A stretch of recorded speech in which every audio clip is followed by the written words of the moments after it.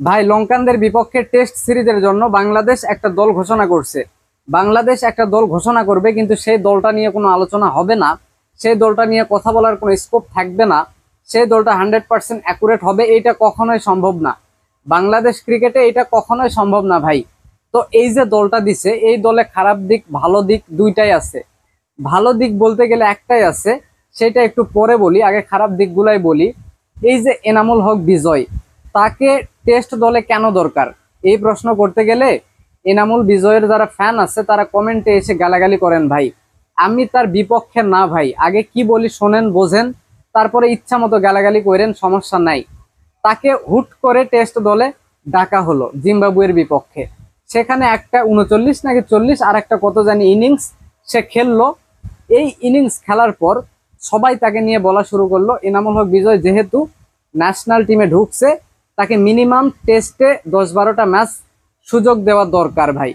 কেন দরকার? তাকে সময় দিলে লাভটা কি? কোনো লাভ আছে? কোনো লাভই নাই ভাই, বিশ্বাস করেন। কারণ এনামুল হক বিজয় টেস্টের ক্রিকেটার না। টেস্টের ক্রিকেটার হতে হয় একদম সলিড, হ্যাঁ, টেকনিক্যালি একদম সলিড একজন ব্যাটসম্যান টেস্ট ক্রিকেটার হয় সাধারণত।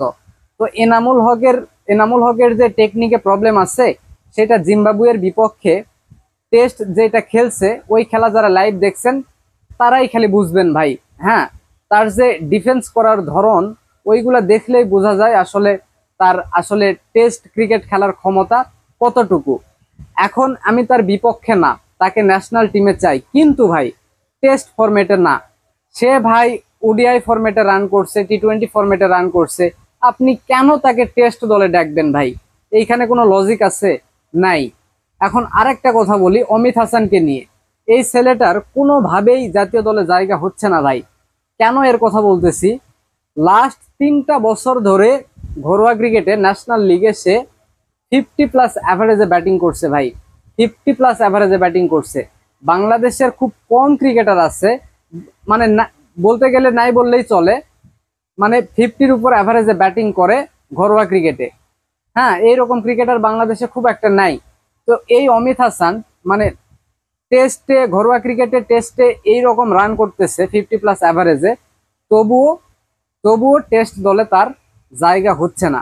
মানে যারা ভালো করতেছে আসলেই, হ্যাঁ, ঘরোয়া লিগে যারা ভালো করতেছে তাদের জায়গা হচ্ছে আপনার এ দলে, এবং যারা খারাপ করতেছে তাদের জায়গা হচ্ছে জাতীয় দলে ভাই।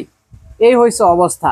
এবং ভালো একটা দিক, যেটার কথা প্রথমে বললাম, একটাই ভালো দিক আছে, সেটা হচ্ছে এই দলটাতে ইবাদত হোসেন চৌধুরীকে এই দলটাতে নেওয়া হয়েছে ভাই।